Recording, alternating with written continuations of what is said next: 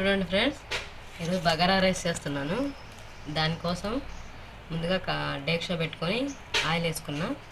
Oil వేసిన తర్వాత ఇందులో మరాఠీ మొగ్గ, జాపత్రి కాయ వేస్తున్నా, మసాలాలు ఇది షాజీరా కూడా వేస్తున్నా, బిర్యానీ ఆకు, చెక్క, యాలక్కలు, లవంగాలు, గసగసాలు, బిర్యానీ మసాలా అంతా వేసుకున్నాం కదా.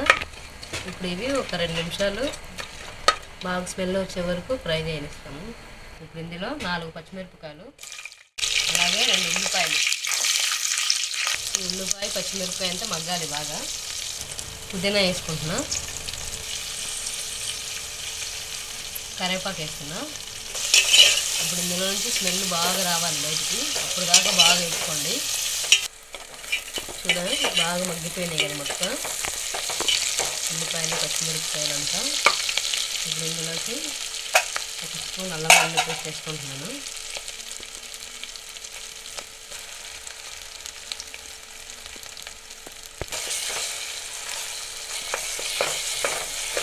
ఇప్పుడు ఈ అల్లం వెల్లుల్లి పేస్ట్ని బాగా ఫ్రై కానివ్వాలి ఆయిల్లో.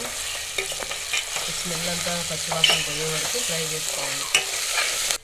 రుచికి తగ్గట్టు ఉప్పు వేసుకుంటున్నాను ఇందులోనే. మొత్తం అల్లం వెల్లుల్లి పేస్ట్ అంతా ఫ్రై అయింది కదా, చూడండి అడుగంటుతుంది. అల్లం వెల్లుల్లి పేస్ట్ తొందరగా మాడిపోయింది. ఇప్పుడు నేను ఈ గ్లాస్తో 2 గ్లాసులు రైస్ తీసుకున్నాను, అందుకే ఈ గ్లాస్ వేసుకుంటున్నాను. మీరు ఎన్ని గ్లాసులు అయితే రైస్ తీసుకుంటారో ఆ గ్లాస్తో 2 గ్లాసులు వేసుకోండి వాటర్.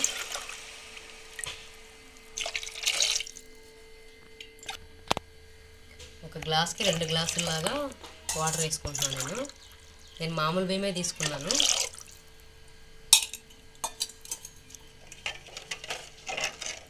అందుకోసమే 2 వేసుకుంటున్నాను.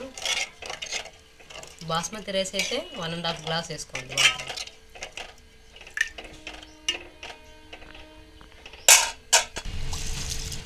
నేను 2 గ్లాసులు బియ్యం తీసుకున్నా కదా, అరగంట సేపు నానబెట్టుకున్నాను. వీటిని ఇప్పుడు శుభ్రంగా కడిగి ఆ ఎసురులో పోసుకుంటున్నాను. నీళ్ళు మరుగుతున్నాయి కదా, ఇప్పుడు ఇందులోనే కొంచెం కొత్తిమీర కూడా వేసుకుంటున్నా.